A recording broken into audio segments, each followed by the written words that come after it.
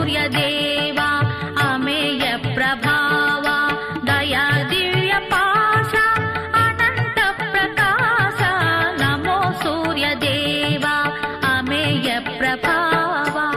ఓ గోవిందుడిగా కృష్ణ భగవానుడు గోవర్ధనోద్ధరణం చేసినప్పుడు కేవలం తన చూపుల చేత పోషించాడు. బాలుండాడుచునాత పత్రమని సంభావించి పూగుత్తి కింగీలం దల్చిన లీలలే నగవుతో కృష్ణుండు తానం మహాశైలం మున్వలకేల దల్చి విపుల ఛత్రమ్ముగా పట్టే తద్భీల భృత్యతు దుశ్శిలాచకిత గోపీ గోప గోపంక్తికిన్ అంటారు. ఓ పిల్లవాడు ఆడుకుంటూ ఆడుకుంటూ అలా వెళ్ళిపోతూ ఓ పువ్వు చేత్తో కోసి పైకెత్తి పట్టుకుని పరిగెత్తినంత హేళగా గోవర్ధనోద్ధరణం చేసి ఇలా ఎత్తి పట్టుకుని 7 రాత్రులు 7 పగళ్ళు తన చూపుల చేత పోషించాడు అందరినీ. పైగా నమ్మక వెళ్ళిపోయిన వాళ్ళని పిలిచాడు. బాలుండి ఇతడు కొండ దొడ్డదని మహాభారంబు సైరింపగా జాలండోజని దీని కింద నిలువం సంకింపగా బోలది శైలాంబోనిది జంతు సంయుత ధరా చక్రంబు పైపడ్డ నాకేలల్లాడదు బంధులారనిలుడి మోదం అమోఘం మొగమ్మని మీరందరూ కూడా వచ్చి కొండ కింద నించోండని తానే పిలిచాడు మహానుభావుడు.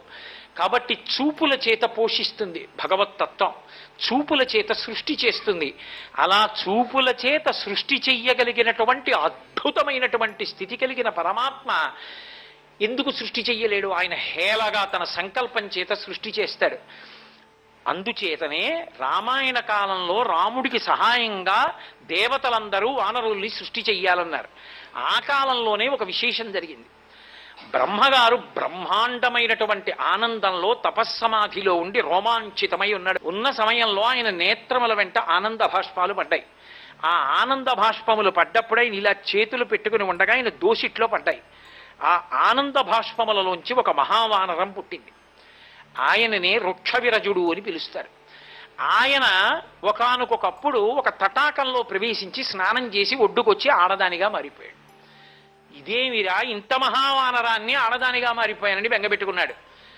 ఆయనకి తర్వాత అర్థమైందని పార్వతీదేవి శాపం పొందినటువంటి తటాకం, ఏ పురుషుడు ఇందులో స్నానం చేస్తాడో వాడు స్త్రీగా మారిపోతాడు అని అనుగ్రహించారు. బెంగపెట్టుకోకు, రాత్రి వేళ స్త్రీగా ఉంటావు, పగటి వేళ పురుషుడైన వానరంగా ఉంటావని. ఆయన మహాసౌందర్యవంతమైన స్త్రీగా మారి ఆ ఒడ్డున నడిచి వెడుతున్నాడు. ఇదే సమయంలో సూర్య భగవానుడు ఇంద్రుడు ఆకాశంలో వెళ్ళిపోతున్నారు. వెళ్ళిపోతుంటే కింద వెళ్ళిపోతున్నటువంటి స్నానం చేసి స్త్రీగా మారిపోయినటువంటి స్త్రీ రూపాన్ని పొందినటువంటి వృక్షవిరజన యందు అనురక్తి కలిగింది. శంకరాచార్యులు వారు సౌందర్యలహరి చేస్తూ చెప్తారు ఈ రహస్యం. హరిస్వామారాధ్య ప్రణత జన సౌభాగ్య జననీం పురాణారీ భూత్వా పురరిపిమపి క్షోభమనయత్ స్మరోపిత్వా నత్వా రతినయన లేహ్యేన వపుషా మునీనామప్యంతః ప్రభవతి మోహాయ మహతాం అన్నారు.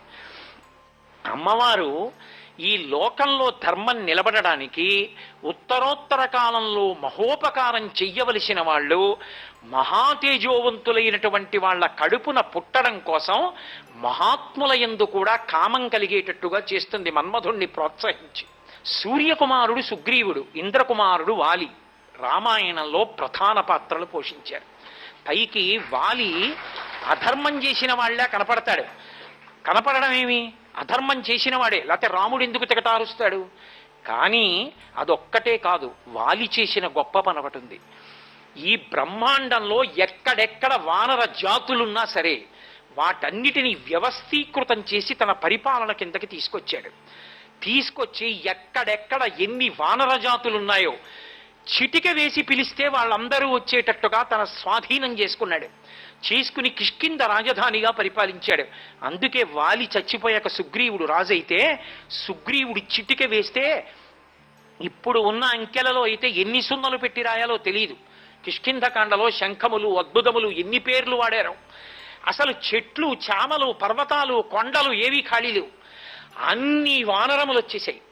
అన్ని వానరములు వచ్చి రాముడి వెంట నడిచాయంటే వాలి వ్యవస్థీకృతం చేశాడు. వాలి వ్యవస్థీకృతం చేయకపోతే తరువాతి కాలంలో రాముడి వెంట అంత వానర సైన్యం వెళ్ళే అవకాశం లేదు. అది ఇంద్రతేజస్సు కదిలితే తప్ప వానరసేన వ్యవస్థీకృతం కాదు. అందుకొచ్చాడు వాలి మహాబలవంతుడి.